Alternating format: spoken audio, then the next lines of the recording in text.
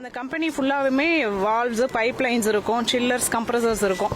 அங்கே எல்லாமே அந்த மூவ்மெண்ட்ல இருக்கிற அமோனியா வந்து கொஞ்சம் அங்கங்கே மெதுவாக தங்கி தான் இருக்கும். அதனால அதை கண்டென்ஸ் பண்ணுறதுக்காக அவங்க திருப்பியும் வந்து ப்ரிப்பரேட்டரி ஒர்க்ஸ் இப்போ நைட்டு பண்ணுவாங்க. இப்போ அந்த டிரான்ஸ்ஃபருடைய பணி முடிஞ்சிருச்சு, நிறுத்திட்டாங்க. இப்போ அடுத்த நாளைக்கு பண்ணுறதுக்கான ப்ரிப்பரேட்டரி ஒர்க்ஸ் பண்ணிட்டு இருக்காங்க. பைப் லைன்ஸ் வந்து கண்டென்ஸ் பண்ணுறதுக்கு, கம்ப்ரஸர் ஓட்டுறதுக்கு. அது வந்து கண்டினியூஸாகவும் ஓட்ட முடியாது, கொஞ்ச நேரம் ஓட்டுவாங்க, கம்ப்ரஸர் நிறுத்துவாங்க, ஓட்டுவாங்க, நிறுத்துவாங்க. இந்த ப்ராசஸ் பண்ணும்போது அந்த வால்வில் பைப் லைனில் இருக்கிற அமோனியாலாம் கூலாகி திரும்பியும் அந்த ஸ்டோரேஜ் டேங்குக்கு வந்து சேரும்.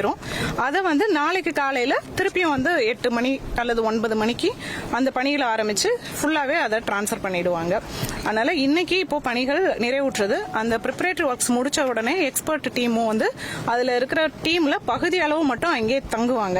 ஏன்னா அந்த நைட் எல்லாம் அந்த கம்ப்ரஸர் ஆப்ரேட் பண்ற ஒர்க் போயிட்டு இருக்கும். அதற்கு பாதுகாப்பாக நம்ம நைட்டும் வந்து 2 ஆம்புலன்ஸும், 2 ஃபயர் சர்வீஸ் வெஹிக்கிள்ஸும், NDRF ரெஸ்கியூ டீமும், போலீஸ் அண்ட் ரெவென்யூ டீமும் அங்க இருப்பாங்க கண்டினியூஸா அவங்களுக்கு ஹெல்ப் பண்றதுக்கு. மார்னிங் வந்து இன்னொரு டீம் வந்து அந்த திருப்பியும் இன்னைக்கு பண்ணின அதே மாதிரி டிரான்ஸ்ஃபர் ப்ராசஸ் நாளைக்கும் செஞ்சுட்டு நாளை மாலைக்குள்ளார அந்த பணிகள் முழுமையாக நிறைவடையும். எவ்வளவு அமௌண்ட் எடுத்திருக்கீங்க? இங்க எங்க இருந்து எடுத்து எங்க டிரான்ஸ்ஃபர் பண்ணிருக்கீங்க? அது எங்க? இன்னும் அந்த அமோனியாவை நம்ம இன்னும் டிரான்ஸ்ஃபர் பண்ணல. அந்த ஒரு சிங்கிள் புல்லட் வெஹிக்கிள்ல தான் உள்ளார எடுத்துட்டு இருக்கோம். அந்த கனெக்ஷன்ஸும் நம்ம இன்னும் டிஸ்கனெக்ட் பண்ணல. அதுதான் ஒரு கிரிட்டிக்கல் ஒர்க் அப்படிங்கறதுனால நாளைக்கும் அந்த டிரான்ஸ்ஃபர் பண்ணி ஃபுல்லா முடிஞ்சதுக்கு அப்புறம் தான் அந்த டேங்க் எடுத்துட்டு போவோம். அந்த டேங்க் வந்து சப்ளையர் ஹொசூர்ல இருக்கிறாரு, KG இண்டஸ்ட்ரீஸ்னு. அந்த சப்ளையரோட பிரிமிசஸ்க்கு தான் அது கொண்டுட்டு போகிறதுக்கு திட்டமிடப்பட்டிருக்கு. அமோனியாவோட வால்யூமும் அந்த மாதிரி இது எம்டி டேங்க் இப்போ வெயிட் போட்டிருக்கோம். திருப்பியும் அது போகும்போது வெயிட் போடும்போது தான் தெரியும். பட் அந்த டேங்க்ல வந்து அவங்களோட ஃப்ளோ மீட்டர் வந்து ரீடிங்ஸ் பார்க்கும்போது அது 0 ஆயிருக்கு. டேங்க்ல இருந்து ஃபுல்லா வந்துருச்சு அப்படிங்கறது மட்டும் இப்போ என்ஷூர் பண்ணிருக்காங்க. குவான்டிட்டி நம்ம அந்த இது வெயிட் போடும்போது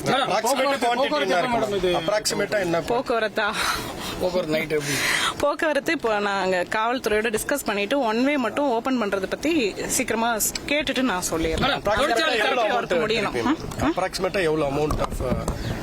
அதுதான் அந்த 1.5 டன் to 2 tons தான். அது அது அப்ராக்சிமேட்டா சொல்ல முடியாது. அந்த டேங்க்ல இருந்து அப்படியே மூவ் பண்ணிட்டோம். இந்த குவான்டிட்டி தான். அந்த 3 டேங்க்ல எவ்வளவு இருக்கு? அதுதான் அது வந்து ஃப்ளோ மீட்டர் தான். வெயிட் போடும்போது நமக்கு வால்யூம் தெரியும். அரௌண்ட் 2 tons அந்த டேங்க்ல இருந்தெல்லாம் வந்துச்சு. மேடம், தொழிற்சாலை தரப்புல 4 பேர் அரெஸ்ட் பண்ணிக்கீங்க. இது வந்து பாத்தீங்கன்னா மாசு கட்டுப்பாட்டு வாரியம் இருக்கு, தொழிலாளர் பாதுகாப்பு துறை இருக்கு, இத்தனை அதிகார துறைகள் இருந்தோம்.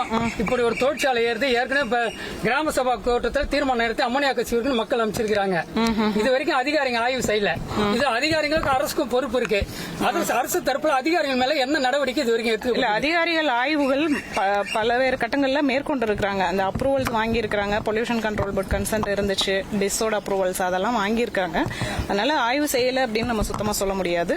இது ஒரு எதிர்பாராத அந்த வால்வு ஓபனிங் தான், அந்த விபத்து தான். ஆனாலும் துறை ரீதியான டீடைல் என்கொயரி வந்து இதுக்கப்புறம் அவங்க பண்ணுவாங்க. கோர்ட்லயும் கேசஸும் ஃபைல் ஆயிருக்கு, அந்த என்கொயரியும் போகும். அதோட முடிவுகளுக்கு ஏற்ப நடவடிக்கைகள் மேற்கொள்வாங்க. மேடம், இப்போ தொழிலாளர்களை வந்து பணி முடிஞ்சவொடனே தொழிற்சாலைக்குள்ள தங்க வைக்க கூடாது. ஆனா சட்டத்துக்கு அப்புறம் பெண் தொழிலாளர்ல தொழிற்சாலைக்குள்ள தங்க வச்சிருக்காங்க. அதற்கு அவங்க மேலதான் கடுமையான நடவடிக்கை. இப்ப FIR போட்டிருக்கோம். கடுமையான பல்வேறு செக்ஷன்ஸ் கீழே வழக்குகள் பதிஞ்சிருக்கும். அந்த தொழிற்சாலையோட ஓனர்ஸ் மேல கண்டிப்பா கடுமையான நடவடிக்கைகள் எடுக்கப்படும். எந்த குடும்பத்துக்கு எந்த மாதிரியான இழப்பீடு மேடம்? இழப்பீடு 10 சொல்லி சொல்றாங்க. அதான் மது குடிச்சு இறக்குறவங்க கூட தமிழக அரசு 25 லட்சம் ரூபாய் கொடுக்குது.